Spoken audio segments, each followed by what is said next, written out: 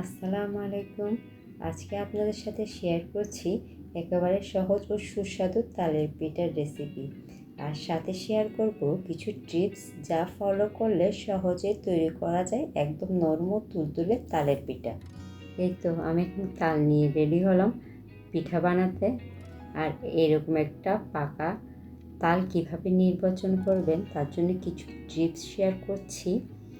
পাকা তাল সাধারণত তামাটে রং হয়, আর পাকলে এর গায়ের রং আরও গাঢ় হয়। আর যদি তালটি মিষ্টি গন্ধ ছড়ায় তবে এটি পাকা তাল। আর এর উপরে যে খোলস থাকবে তা দেখবেন সহজেই উঠে আসবে। এখন আমার তালের উপরের খোসাটা পরিষ্কার করা শেষ।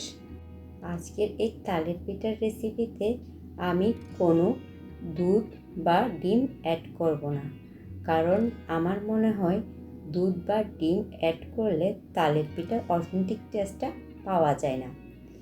এখন এভাবে ঠিক একটা ছাঁকনির সাহায্যে চেপে চেপে তালের রসটা বের করে নিলাম। আমার এখানে প্রায় 1 লিটার পরিমাণ ঘন তালের রস হয়েছে। এখন এখানে অ্যাড করলাম আধা কেজি পরিমাণ ভেজা চালের গুঁড়ো। আপনারা চাইলে শুকনো চালের গুঁড়োও নিতে পারেন। তালের রসের ঘনত্বের উপর চালের গুঁড়োর পরিমাণটা ডিপেন্ড করবে। এর সাথে অ্যাড করব 1 চা চামচ পরিমাণ খাবারের সোডা আর আধা চা চামচ পরিমাণ লবণ ও 1/4 কাপ চিনি। আর আমি এখানে কোনো পানি অ্যাড করিনি, কারণ ডোটা যখন রেস্টে রাখবো খাবার সোডা এতে কার্বন ডাইঅক্সাইড তৈরি করবে, আর এর কারণে ডোটা অনেকটা রাইস হবে আর পাতলা হয়ে যাবে। দেখুন ফার্মেন্টেশনের আগে ডোটা কতটা ঘন। এখন হাঁড়িটা ঢেকে আমি একটা গরম জায়গায় 2 ঘন্টার জন্য রেখে দিব। এই ফাঁকে আমি একটা বড় পাতিলে অনেকখানি নারকেলের ছোবড়া বিছিয়ে এতে 2 কাপ পরিমাণ গরম পানি অ্যাড করে হাঁড়িটা মাঝারি আঁচে চুলায় বসিয়ে একটা ঢাকনা দিয়ে ভাপ আসার জন্য ঢেকে রেখে দেব। আপনারা চাইলে সরাসরি গরম পানির পাতিলেও একটা স্ট্যান্ড বসিয়ে।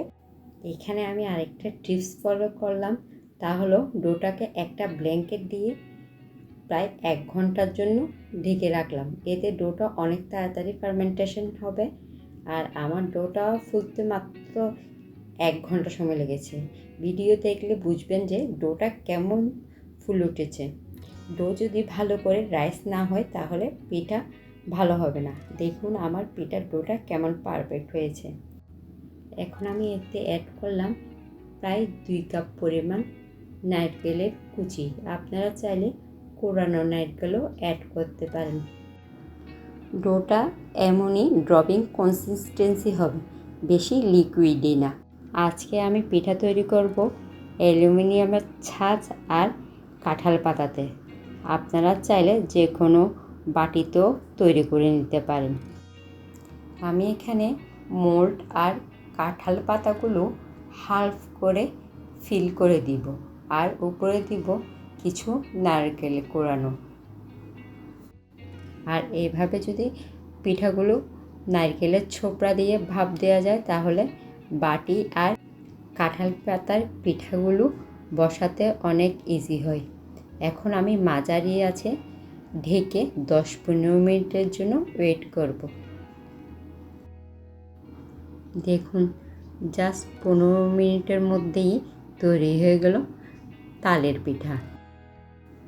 দেখুন কত অল্প সময়ে আর কোনো রকম ডিম বা দুধ ছাড়া পিঠাগুলো একদম কেকের মতো নরম ও তুলতুলে হয়েছে।